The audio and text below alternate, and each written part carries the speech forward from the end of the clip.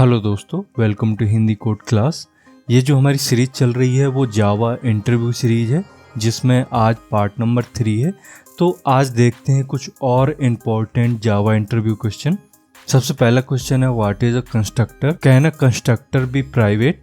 तो इसका आपको सिंपल स्वीट आंसर देना है, a constructor is a special method used to initialize object. यानी कि कंस्ट्रक्टर एक ऐसा स्पेशल मेथड है जो ऑब्जेक्ट को इनिशियलाइज करता है, यानी कि वैल्यू को सेट करता है और मेमोरी एलोकेट करता है। इसके कुछ की पॉइंट हैं जिसको आपको याद रखना है और इंटरव्यू में आपको बताना है। सबसे पहला है, कंस्ट्रक्टर का नाम क्लास के नाम जैसा होता है। दूसरा है, इसमें कोई रिटर्न टाइप नहीं होता, इवन आप वॉइड भी यूज नहीं कर सकते हो कंस्ट्रक्टर में। थर्ड है, जब भी आप न्यू कीवर्ड का यूज करते हो तो कंस्ट्रक्टर अपने आप कॉल हो जाता है, इसको कॉल नहीं करते हैं। इसका एक एग्जांपल देख लेते हैं। तो यहाँ पे देखिए, यहाँ पे मैंने एक क्लास बनाई हुई है स्टूडेंट। इसके अंदर मैंने दो वेरिएबल लिए हैं, नेम और एज। इसके बाद मैं एक कंस्ट्रक्टर बना रहा हूँ। तो कंस्ट्रक्टर है ये, क्योंकि मैंने बताया था जो कंस्ट्रक्टर का नाम होता है वो क्लास के नाम जैसा ही होता है। तो यहाँ क्लास का नाम है स्टूडेंट, इसलिए कंस्ट्रक्टर का नाम भी स्टूडेंट है। अब मैंने बताया था कंस्ट्रक्टर जब आप बनाओगे तो कोई भी रिटर्न टाइप यूज नहीं करोगे, मतलब कुछ भी रिटर्न टाइप मैंने यूज नहीं किया यहाँ पे। इवन वॉइड भी यूज नहीं कर सकते हो आप। इसके बाद मैं इस नेम और एज में वैल्यू इनिशियलाइजेशन का काम कर रहा हूँ, मतलब कि यहाँ से वैल्यू आएगी जब ऑब्जेक्ट बनेगा और वो इस वेरिएबल में और इस वेरिएबल में स्टोर हो जाएगी। इसके बाद हमने एक मेथड बनाया है डिस्प्ले, जो नेम और एज को प्रिंट कर रहा है। और फिर है मेन मेथड, यहाँ मैंने न्यू कीवर्ड का यूज किया है। तो न्यू कीवर्ड का यूज होता है ऑब्जेक्ट क्रिएशन के लिए। तो ऑब्जेक्ट बन गया स्टूडेंट क्लास का, और यहीं से मैंने अमित और 20 पास कर दिया, क्योंकि हमें यहाँ पे दो आर्गुमेंट पास करने थे। एक था स्ट्रिंग टाइप का और दूसरा था इंटीजर टाइप का। तो यहाँ पे मैंने एक स्ट्रिंग टाइप का और दूसरा इंटीजर टाइप का आर्गुमेंट पास किया है और उसके बाद डिस्प्ले मेथड को कॉल कर दिया है। तो इसको एक बार रन करते हैं। तो हमारा डिस्प्ले मेथड कॉल हुआ और उसने अमित और 20 प्रिंट कर दिया, क्योंकि यहाँ पे प्रिंट स्टेटमेंट लगा था।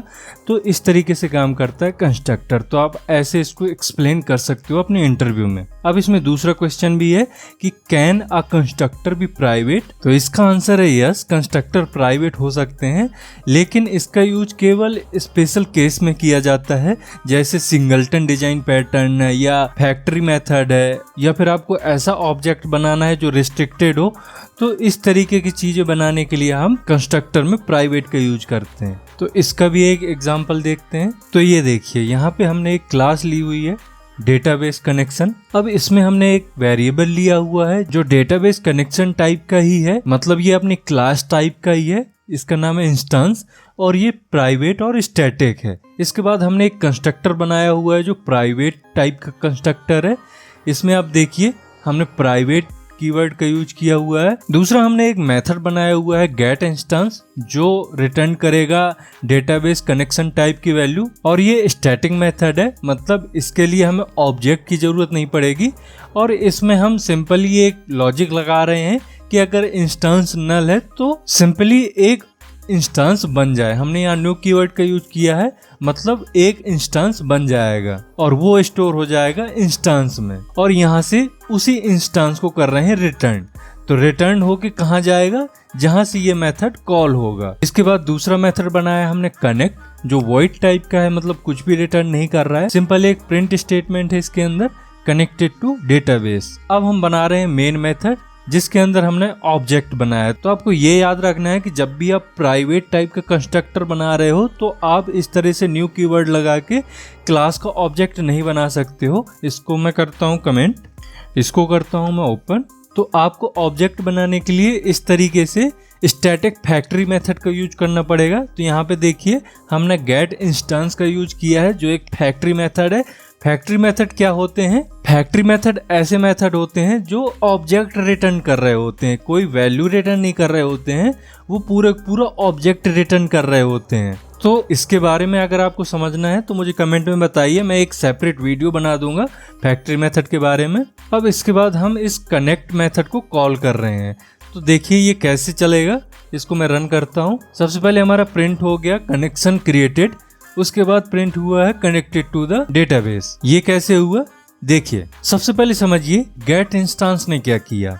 हमने अभी कोई ऑब्जेक्ट नहीं बनाया है, डायरेक्ट ही गेट इंस्टेंस को कॉल किया है। तो जैसे ही हमने कॉल किया तो हमारा कंट्रोलर पहुंचा गेट इंस्टेंस मेथड में। तो ये देखिए, ये हमारा गेट इंस्टेंस मेथड, ये स्टैटिक टाइप का है, इसलिए हमें ऑब्जेक्ट नहीं बनाना पड़ा, हमने डायरेक्ट ही कॉल कर दिया है। अब इसके अंदर एक लॉजिक है कि अगर इंस्टेंस नल है तो अभी इंस्टेंस नल है, क्योंकि हमने इंस्टेंस के अंदर कुछ भी इनिशिएट नहीं किया है।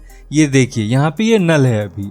तो जैसे ही उसको नल मिलेगा तो वो एक डेटाबेस कनेक्शन का ऑब्जेक्ट बना देगा। तो यहाँ पे हमारा न्यू कीवर्ड के थ्रू ऑब्जेक्ट बन रहा है, और जैसे ही ऑब्जेक्ट बनेगा ये इंस्टेंस वेरिएबल में सेव हो जाएगा।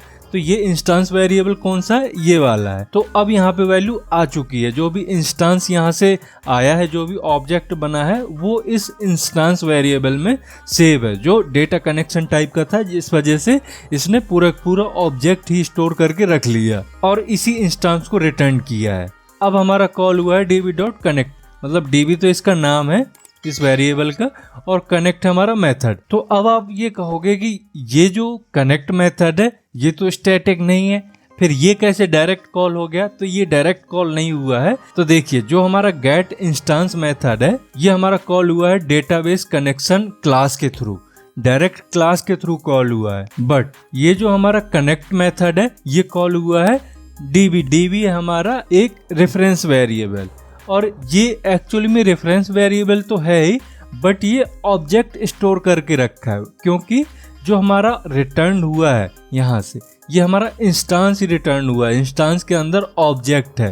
तो ये ऑब्जेक्ट आ गया इधर, क्योंकि मैंने बताया था जहाँ से ही मेथड कॉल होता है रिटर्न वहीं आता है। तो रिटर्न आया इधर, और db में क्या स्टोर हुआ, ऑब्जेक्ट, और इसी ऑब्जेक्ट के थ्रू ही हम इस कनेक्ट मेथड को कॉल कर रहे हैं। इस तरीके से प्राइवेट कंस्ट्रक्टर काम करते हैं। नेक्स्ट क्वेश्चन है, what is the difference between method overloading and method overriding. तो यहाँ पे मैंने एक टेबल के थ्रू आपको समझाने की कोशिश की है कि एक्चुअली में मेथड ओवरलोडिंग और मेथड ओवरराइडिंग में क्या डिफरेंस है, बट मैं इसको एक एक करके समझाता हूँ। पहले आपको ओवरलोडिंग के पॉइंट बताता हूँ, फिर ओवरराइडिंग के पॉइंट बताता हूँ। तो ओवरलोडिंग में आपके पास एक ही क्लास के अंदर दो या दो से ज्यादा सेम नेम के मेथड होते हैं, बट उनके पैरामीटर डिफरेंट होते हैं। इसको भी मैं एक एग्जांपल के थ्रू बताता हूँ तो ये आपको ज्यादा क्लियर होगा। तो यहाँ देखिए, हमने एक क्लास बनाई है कैलकुलेटर नाम की, जिसके अंदर हमने 3 एक ही नाम के मेथड बनाए हुए हैं, इंट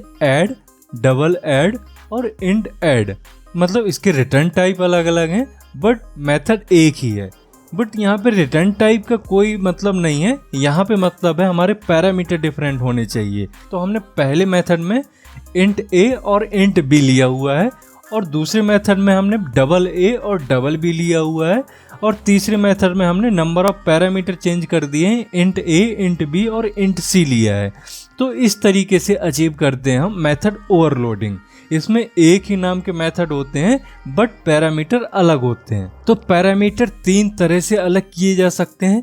या तो आप टाइप ऑफ पैरामीटर चेंज कर दीजिए, मतलब एक में इंट ए इंट बी लिया है तो दूसरे में हमने डबल ए और डबल बी ले लिया है। अगर आपको इस तरीके की जरूरत नहीं है तो आप नंबर ऑफ पैरामीटर चेंज कर दीजिए, मतलब किसी मेथड में आप 2 पैरामीटर लीजिए और किसी मेथड में 3 या 3 से ज़्यादा। मतलब इस तरीके से आप हर मेथड में अपने पैरामीटर का नंबर चेंज कर दीजिए। तीसरा वे होता है कि आप सीक्वेंस चेंज कर दीजिए, मतलब अगर आपने पहले में इंट ए और स्ट्रिंग बी लिया हुआ है तो दूसरे में स्ट्रिंग ए और इंट बी कर दीजिए, मतलब सीक्वेंस चेंज कर दीजिए। जो चीज़ आपने आगे लिख रखी थी उसको दूसरे वाले मेथड में पीछे कर दीजिए। तो इस तरीके से आप मेथड ओवरलोडिंग अचीव कर सकते हो। इसके बाद हमने एक मेन मेथड बनाया है जिसमें हमने कैलकुलेटर क्लास का ऑब्जेक्ट बनाया हुआ है और हम तीनों मेथड को कॉल कर रहे हैं। तो यहाँ पे देखिए कॉल करने का तरीका, जब हम कॉल कर रहे हैं तो उसके अंदर जिनको जैसा पैरामीटर चाहिए था वैसे ही हम आर्गुमेंट यहाँ पे पास कर रहे हैं। जो सबसे पहला मेथड था उसको 2 आर्गुमेंट चाहिए थे जो इंटीजर टाइप के थे, तो हम यहाँ पे नंबर पास कर रहे हैं जो इंटीजर टाइप के हैं। दूसरे ऐड मेथड को 2 आर्गुमेंट चाहिए थे जो डबल टाइप के थे, तो यहाँ पे हम देखो डेसिमल वैल्यू पास कर रहे हैं। तीसरे वाले में 3 आर्गुमेंट थे जो इंटीजर टाइप के थे, इसलिए हम यहाँ पे 3 आर्गुमेंट पास कर रहे हैं। तो इस तरीके से इन मेथड को कॉल किया जा सकता है। इसको रन करते हैं तो ये हमारे तीनों मेथड प्रिंट हुए हैं जो यहाँ से प्रिंट स्टेटमेंट के थ्रू प्रिंट किए गए हैं। तो इस तरीके से काम करता है मेथड ओवरलोडिंग। तो इसमें मैं बता रहा था कि जब एक ही क्लास के अंदर मल्टीपल सेम नेम के मेथड होते हैं बट उनके पैरामीटर चेंज होते हैं तो वहां पे मेथड ओवरलोडिंग अचीव होता है। नेक्स्ट है इसमें कंपाइल टाइम पॉलीमॉर्फिज्म होता है, मतलब मेथड ओवरलोडिंग के थ्रू हम कंपाइल टाइम पॉलीमॉर्फिज्म अचीव कर सकते हैं। फिर है access modifier can be any, मतलब कोई भी एक्सेस मॉडिफायर यूज कर सकते हैं। इसके बाद है static method can be overloaded, मतलब ओवरलोडिंग में हम स्टैटिक मेथड का भी यूज कर सकते हैं। अब समझते हैं मेथड ओवरराइडिंग क्या होता है। तो इसका भी सबसे पहले मैं एक एग्जांपल बताता हूँ। तो ओवरराइड की डेफिनेशन ये होती है कि जब आपके पास मल्टीपल क्लास हो और मल्टीपल क्लास में सेम नेम का मेथड हो जिसमें पैरामीटर भी सेम हो, तो ऐसे मेथड के थ्रू हम मेथड ओवरराइडिंग अचीव कर सकते हैं। मतलब यहाँ पे देखिए हमने एक एनिमल क्लास बनाई है जिसके अंदर एक मेथड है मेक साउंड। उसके बाद हमने एक डॉग क्लास बनाई है जिसके अंदर भी है मेक साउंड। इसके बाद हमने एक तीसरी क्लास बनाई है कैट, उसके अंदर भी मेक साउंड बनाया हुआ है और उसके अंदर भी कोई पैरामीटर नहीं है। मतलब 3 क्लास हैं और तीनों क्लास के अंदर सेम मेथड बनाया हुआ है, वो भी सेम पैरामीटर के साथ। तो इन मेथड के थ्रू हम ओवरराइडिंग अचीव करते हैं। तो यही चीज मैंने यहाँ डिफिनेशन में मेंशन कर रखी है कि सेम मेथड सिग्नेचर होना चाहिए चाइल्ड क्लास में। मतलब यहाँ पे जो चाइल्ड क्लास है इसमें हमने सेम नेम का मेथड बनाया हुआ है, वो भी सेम सिग्नेचर के साथ। तो एनिमल एक पेरेंट क्लास है जिसमें डॉग और कैट दोनों चाइल्ड क्लास हैं और दोनों ने ही सेम नेम का मेथड बनाया हुआ है, वो भी सेम सिग्नेचर के साथ। सिग्नेचर मतलब जो पैरामीटर है वो चेंज नहीं होना चाहिए, सेम होना चाहिए। अब ये सब क्लास तब बनेगी जब ये एनिमल क्लास को एक्सटेंड करेंगी। तो यहाँ पे देखिए दोनों क्लासेस ने एनिमल क्लास को एक्सटेंड किया हुआ है। तो यहाँ पे आपको एक चीज ध्यान रखनी है कि ओवरराइडिंग में एक क्लास पेरेंट क्लास होती है और बाकी क्लास चाइल्ड क्लास होती हैं जो सेम मेथड को क्रिएट की हुई होती हैं। तो इस तरीके से काम करता है मेथड ओवरराइडिंग। तो नेक्स्ट पॉइंट है रन टाइम पॉलीमॉर्फिज्म अचीव कर सकते हैं ओवरराइडिंग के थ्रू। इसके बाद पॉइंट है can not reduce access level. इसका मतलब है आप ओवरराइडिंग मेथड का एक्सेस लेवल कम नहीं कर सकते हैं। मतलब जब आप किसी पेरेंट क्लास के मेथड को सब क्लास में ओवरराइड करते हैं तो आप उस मेथड को पेरेंट क्लास के बराबर या उससे ज्यादा एक्सेसिबल बना सकते हो, उससे कम एक्सेसिबल नहीं बना सकते हो। जैसे कि मैं इसको एग्जांपल के थ्रू आपको समझाता हूँ। यहाँ पे देखिए एक हमारी पेरेंट क्लास है और दूसरी चाइल्ड क्लास है। चाइल्ड क्लास क्यों है? क्योंकि इसने पेरेंट क्लास को एक्सटेंड किया हुआ है। तो यहाँ पे पेरेंट क्लास का जो मेथड है वो पब्लिक टाइप का है, बट जो चाइल्ड क्लास का ओवररिडन मेथड है, ओवररिडन मेथड क्या होता है? जो पेरेंट क्लास में भी हो और आपने चाइल्ड क्लास में भी सेम मेथड सेम पैरामीटर के साथ बनाया हो, तो आपने उसको प्रोटेक्टेड कर दिया। तो ये तरीका गलत है। आप अगर इसको पब्लिक कर रहे हो तो आप इसको भी पब्लिक कर सकते हो, और अगर आप इधर प्राइवेट कर दो और इसके बाद आप नीचे पब्लिक कर रहे हो तो ये चीज आप कर सकते हो, क्योंकि जो एक्सेस लेवल है या तो बराबर होना चाहिए या ज्यादा होना चाहिए। तो अब हमारा जो चाइल्ड क्लास का मेथड है उसका एक्सेस लेवल ज्यादा है क्योंकि यहाँ पे हमने पब्लिक यूज किया है, मतलब ये मेथड कहीं से भी कॉल किया जा सकता है। और जो पेरेंट क्लास का मेथड है उसका एक्सेस लेवल प्राइवेट है, मतलब सिर्फ इसी क्लास के अंदर से ही एक्सेस किया जा सकता है। तो इस तरीके से आप एक्सेस लेवल इंक्रीज कर सकते हो, बराबर रख सकते हो, बट डिक्रीज नहीं कर सकते हो। तो अब आपको ये समझ में आ गया होगा। तो इस तरीके से आपको भी एक्सप्लेन करना है। और सबसे लास्ट और इम्पोर्टेंट पॉइंट है can not be overridden static method. तो आप स्टैटिक मेथड का यूज करके मेथड ओवरराइडिंग अचीव नहीं कर सकते। अब नेक्स्ट क्वेश्चन है what is final, finally and finalize. तो ये भी बहुत ही इंपॉर्टेंट क्वेश्चन है जो कि शायद हर इंटरव्यू में पूछा जाता है। तो इसको एक एक करके समझते हैं। सबसे पहले बात करते हैं फाइनल की। तो फाइनल कीवर्ड का यूज किसी भी वेरिएबल, मेथड या क्लास को कांस्टेंट या फिक्स बनाने के लिए किया जाता है। मतलब अगर आप फाइनल कीवर्ड का यूज वेरिएबल में करते हो तो आप इसकी वैल्यू चेंज नहीं कर सकते हो।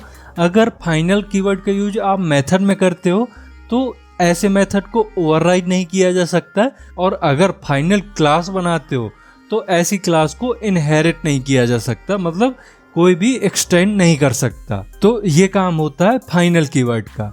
अब बात करते हैं फाइनली की। तो फाइनली एक ब्लॉक होता है जो ट्राई कैच के बाद चलता है, मतलब ये एक्सेप्शन हैंडलिंग में काम करता है और ये ऐसा ब्लॉक होता है जो हमेशा एग्जीक्यूट होता ही होता है, चाहे एक्सेप्शन आई हो या एक्सेप्शन ना आई हो, इस ब्लॉक को एग्जीक्यूट होना ही होना है। तो फाइनली ब्लॉक का यूज ये होता है कि आप इसके अंदर कोई ऐसा कोड लगा सकते हो जो प्रोग्राम क्लोज होने के टाइम पे एक बार एग्जीक्यूट हो। मान लीजिए आपको एक कोड लगाना है जो रिसोर्स को क्लीन अप करे, जो भी रिसोर्सेस आपने यूज कर रखे हैं उसको क्लीन कर दे। अब इसके बाद बात करते हैं फाइनलाइज। तो फाइनलाइज एक मेथड होता है जो गार्बेज कलेक्टर से पहले कॉल होता है, बट अब ये बहुत ही रेयरली यूज होता है, तो आप ये चीजें इंटरव्यू में बोल सकते हो। अब अगर आपको फाइनलाइज मेथड के बारे में डिटेल में समझना है तो मुझको कमेंट में बताइए, मैं इसके लिए एक सेपरेट वीडियो बना दूंगा जिसमें मैं फाइनलाइज मेथड को डिटेल में एक्सप्लेन करके विद एग्जांपल आपको समझाऊंगा। तो इस लेक्चर में हमने बहुत सारे इंपॉर्टेंट क्वेश्चन देखे जो ऑलमोस्ट हर इंटरव्यू में पूछे जाते हैं। अब अगर इस लेक्चर के थ्रू आपको समझ में आया हो कुछ तो इसको लाइक करिए। अगर अभी तक आपने चैनल को सब्सक्राइब नहीं किया तो चैनल को सब्सक्राइब भी करें। अब हम मिलते हैं नेक्स्ट इंटरव्यू पार्ट में। Thank you.